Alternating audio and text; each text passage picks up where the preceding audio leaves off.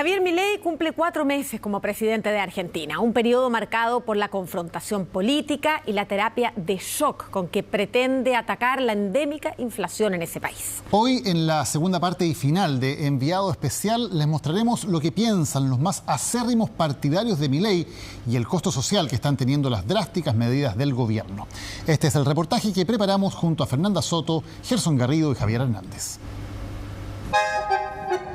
Un país empobrecido, hundido hace años en una profunda crisis. La situación económica está terrible. Esto ha empeorado muchísimo. 27 millones de pobres y la peor inflación del mundo. Los precios han re alto, de un día para otro cambia todo. No podés ni comer ya, ni un plato de comida digno. 4 meses de una motosierra. Creo que eligieron el camino más corto, más brutal. Vamos a ver si el médico era médico o el médico era un carnicero. No hay plata. Esto no es corregir, porque esto no dijo que iba a pasar. Le dijo a la gente que le iba a pagar la casta. Delincuentes. Un discurso agresivo y la fractura política. A los zurdos de mierda, nada. Nada a los zurdos de mierda. Conoceremos a los más fervientes seguidores del presidente argentino. Estamos probando algo diferente. Es normal que duela, porque esta vez no se eligió la anestesia, se eligió la cura. Los impuestos, en líneas generales, podríamos decir como filosofía, son un robo. Milei celebra sus primeros éxitos económicos, mientras el costo social crece cada día. Milei es un tipo que no tiene ni la menor idea de lo que es llevar la política adelante. Un kilo de pan es imposible comprarlo. Peor. Cada vez peor estamos. Vino mostrando una motosierra y diciendo que iba a cortar todo. Y es lo que tiene que hacer. ¿Tendrá éxito Javier Milei en cambiar el rumbo de la historia? ¿Cuánto aguantará la gente la terapia de shock? Nos sumergimos en la Argentina profunda en un momento clave de su historia. Argentina en la cuerda floja, en Enviado Especial.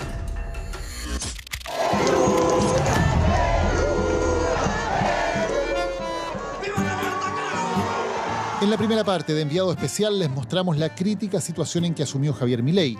Inflación, pobreza, déficit fiscal y una sociedad harta de la crisis económica y la corrupción. Ese hartazgo con los políticos llevó a los argentinos a apostar por Milei, un outsider que se define como anarcocapitalista y se graba destruyendo el Banco Central. Un jefe de Estado que define al Estado, que él mismo lidera, como una organización criminal. Lo primero que tenemos que entender es que el Estado no es la solución. El Estado es el problema. Creo que la sociedad, al buscar un líder outsider, pero de las características de Milei, busca un líder radicalizado que termine, casi te diría, de un golpe con ese entramado, ¿no? Entonces, por eso, el outsider en Argentina es anarcocapitalista. Javi, ¿qué vas a hacer con el Banco Central? El Banco Central lo voy a cerrar.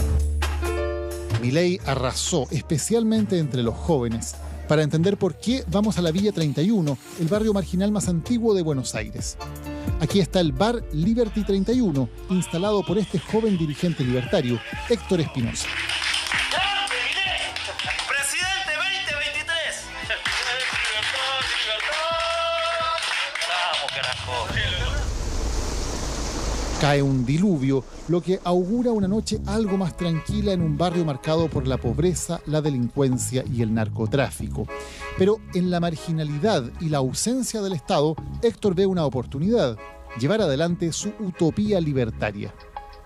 El comercio es el único lugar donde las garras del Estado, desde el punto de vista burocrático, no impiden el libre ejercicio del comercio, o ya sea del emprendimiento de las personas que viven acá, que trabajan acá o que generan algún oficio nuevo. Peluquerías, que hoy son, pero tienen una demanda, hacen cola los domingos, pero bueno, no tienen la aprobación del Estado ni nada. Por eso, Héctor instaló aquí su bar, que ahora funciona como una botillería decorada con propaganda libertaria. También él debe subir cada noche los precios con tiza y borrador. Mira, los impuestos, en líneas generales, podríamos decir como filosofía, son un robo. Un discurso que ha ganado espacio entre los argentinos, agobiados por décadas de altos impuestos, despilfarro fiscal y corrupción. Entonces, esa lógica hoy es la que predomina. No es la misma lógica de hace 30 años atrás, donde la gente se sentía orgullosa de pagar impuestos. Hoy la gente se siente orgullosa y hasta se siente patriota de no pagarlos. Incluso siendo presidente, Milei alienta a sus partidarios a no pagar los impuestos de la provincia de Buenos Aires como parte de su enfrentamiento con el gobernador kirchnerista Axel Kicillof. Su estilo está marcado por la confrontación. Pasa horas en redes sociales donde son habituales las burlas e insultos contra sus adversarios. Sobre el gobernador de Chubut, compartió memes que se burlaban de una situación sexual y lo caracterizaban con síndrome de Down. Bueno, es el estilo de él, ¿no? Es alguien disruptivo. Me parece que eso hace, digamos, a la esencia de un candidato, digamos, outsider, ¿no? Alguien, uno lo ve en otros países, que ha pasado, en caso de Trump o de Bolsonaro, ¿no? Digamos, personas que no vienen con una trayectoria política y tiene sus pros y sus contras eso. Bueno, la sociedad está muy dividida, sin lugar a dudas, o sea, y es como si fueran, como el fútbol se vive prácticamente, se vive como el fútbol acá en Argentina, la política, o sos de un bando o sos del otro, y la gente se pelea a muerte. Incluso me ha tocado hacer coberturas en la calle donde la gente termina prácticamente a las trompadas, es decir, prácticamente pegándose puñetazos porque pertenecen a partidos políticos diferentes. Tomás Munareto conoce muy bien las calles de Buenos Aires. Hasta hace un mes trabajaba como reportero, hasta que ocurrió este incidente que se hizo viral en Argentina. Gana 6 lucas por día haciendo esto, bueno, vos también aportás porque cantó, aportá algo. Pero... Estamos hablando con la gente sobre la difícil situación económica que atraviesan los argentinos y me di cuenta que el que tenía una situación difícil en su economía personal era yo. No llegaba a fin de mes y que me estaban pagando realmente un sueldo muy, muy bajo. Se gana la vida cantando. ¿Dice que aporte la producción? Sí. No, yo te lo digo, ¿qué es la producción? Porque 1.715 pesos... 1.715 pesos la hora extra, Carlos. No puedo aportar. No me alcanza. Se produce entonces un diálogo con el conductor que estaba en el estudio, ¿no? Claro, había una chica que pide limosna acá en el tren a cambio de cantar. Ella, una artista callejera, canta. Y bueno, el conductor me dice, che, Tommy, vos también podrías aportar con la chica, ponerle una moneda, un billete, algo. Y yo no tenía dinero. Bien, aparte ahora... estoy en negro yo. Pará, no tengo Tommy, vacaciones, no tengo aguinaldo, pago 117.000 pesos de la obra social. Decime cómo hago para aportarme. Si no me alcanza, ¿cómo hago? Tommy, entonces, bueno, un poco a partir de esa situación termino explotando al aire y contando y exponiendo mi situación laboral que era completamente irregular. Vos porque estás en blanco. Pará. Julio. Sí, ¿cuánto cobras vos? Pará. Una realidad que representa a la precarizada clase media profesional argentina. Gente, pasó lo que todos pensaban que iba a pasar. Me acaban de echar del canal. La gente se sintió identificada con lo que me estaba pasando.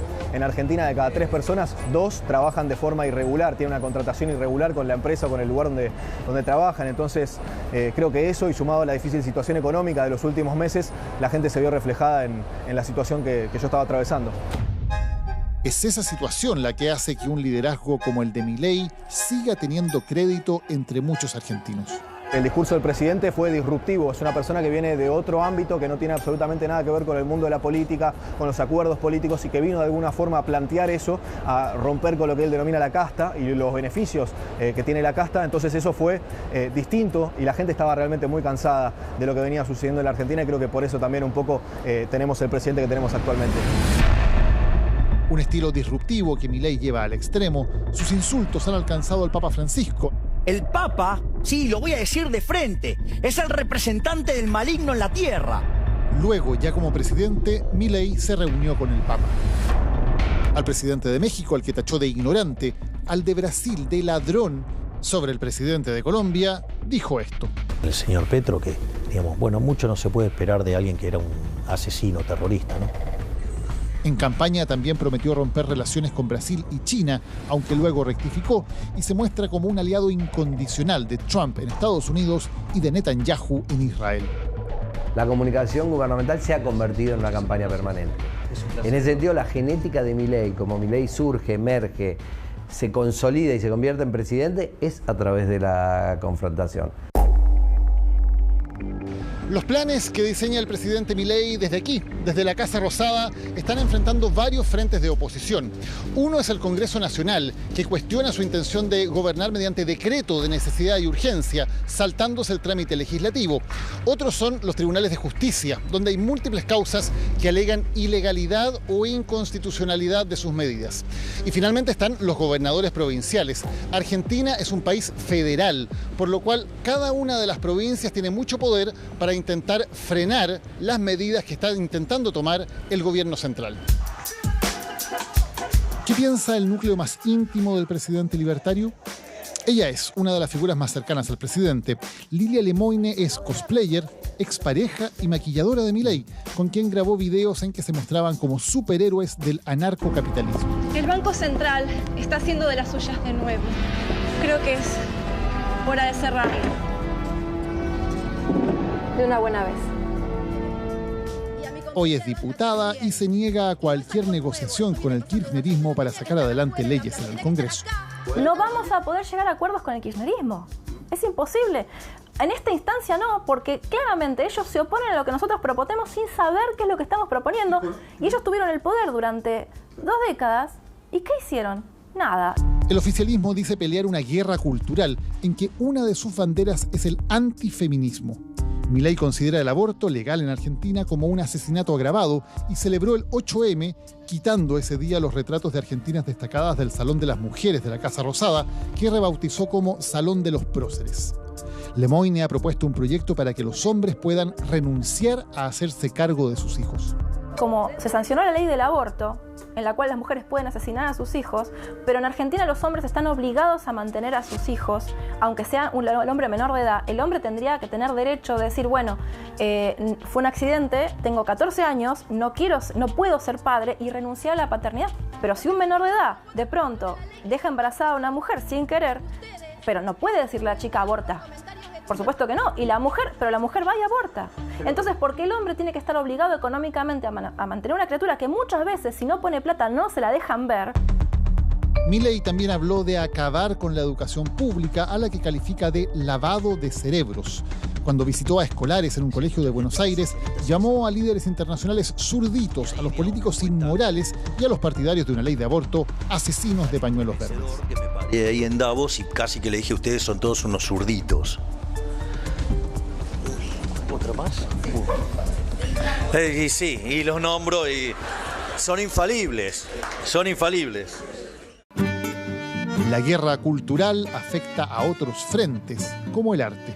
Milei prometió cerrar el Instituto del Cine Argentino, INCA, y le está recortando presupuesto. Uno de los afectados es el centenario Cine Gaumont, abierto en 1912 y hoy en peligro de clausura. Es un disparate. Además es el cine de mi infancia, ¿viste? Y está buenísimo, Entonces es una estupidez cerrarlo. ¿Hace cuánto tiempo que viene usted a este cine? Imagínate, desde los 5 años, tengo 84.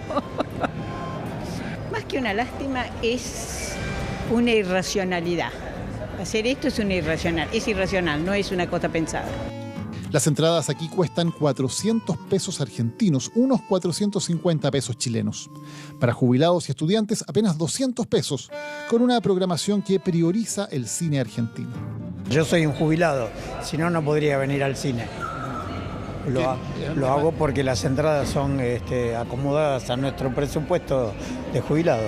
Me parece que destinar dinero a ciertas cuestiones que realmente son superfluas o son secundarias por lo menos, ¿no? Yo no quiero desmerecer al arte, a la ciencia, pero sobre todo el arte, en este momento histórico de la Argentina con tantas necesidades, donde la mitad de la provincia de Buenos Aires no tiene cloaca, no tiene agua potable, me parece que es un derroche de dinero que no estamos en el lugar para darnos ese lujo, ¿no? El gobierno también ha cortado gran parte de los fondos a organizaciones sociales. Dicen que mucha de esa ayuda termina siendo manejada por entes políticos.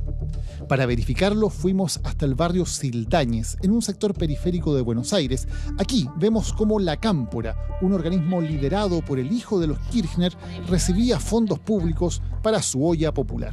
No, la verdad que justamente cuando a veces el Estado no llega a cada rincón del país, está la militancia para asistir y ayudar. Es una situación que está totalmente normalizada. Para los vecinos es parte de la rutina acudir a La Cámpora en busca de la ayuda que no entrega el Estado. ¿Se mezcla mucho la ayuda social con la parte política? No, porque entendemos que una cosa tiene que ver con la otra. Digo, nosotros a los vecinos que ayudamos o a las vecinas que ayudamos, digamos, no le preguntamos a quién votaron. Nosotros capaz que a los que vienen a nuestra olla han votado a este gobierno actual y nosotros no le vamos a negar un plato de comida a absolutamente nadie. Norma es una ferviente partidaria de Cristina Kirchner y cercana a la cámpora local. Ella sobrevive junto a su marido postrado con una pensión cada mes más exigua. Desde que asumió el nuevo gobierno, las pensiones han perdido 1/3 de su valor real. Norma se aferra a su fiel mate con azúcar que le permite sobrellevar días cada vez más largos sin comida. Comemos una sola vez al día y el resto ya no. O que tienen que mandar a los chicos al colegio para que puedan comer.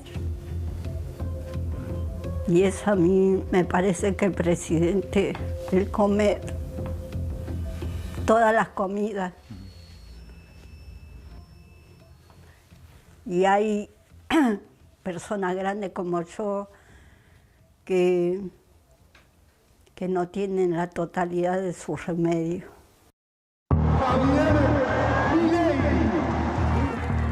Hoy damos por terminada una larga y triste historia de decadencia y declive y comenzamos el camino de la reconstrucción de nuestro país.